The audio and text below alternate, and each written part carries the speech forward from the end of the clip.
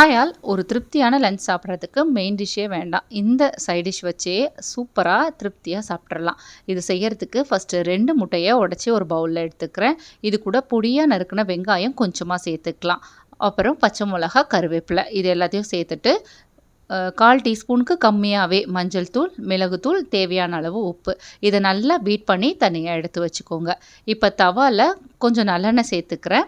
நல்லெண்ணெய் நல்லா சூடானதுக்கப்புறமா ஒரு 4 பல்லு பூண்டை தட்டி சேர்த்துருக்கேன். கொஞ்சமாக கருவேப்பிலை இது கூடவே ஒரு வெங்காயத்தை பொடியாக நறுக்கி ஆட் பண்ணியிருக்கேன். வெங்காயம் நல்லா இந்த மாதிரி ஃப்ரை ஆனதுக்கப்புறமா மிளகாய்த்தூள், தனியாத்தூள், கரம் மசாலா, கொஞ்சம் சிக்கன் மசாலாவும் சேர்த்துருக்கேன். தேவையான அளவு உப்பு சேர்த்துட்டு நல்லா இந்த மாதிரி கலந்து விட்டுக்கோங்க. கொஞ்சம் பொடியாக நறுக்குன கொத்தமல்லியும் சேர்த்து நல்லா வதக்கி விட்டுட்டு நல்லா இந்த மாதிரி ஸ்ப்ரெட் பண்ணி விட்டுட்டு நம்ம பீட் பண்ணி வச்சுருக்கிற முட்டையை இதுக்கு மேலே சேர்த்துக்கலாம்.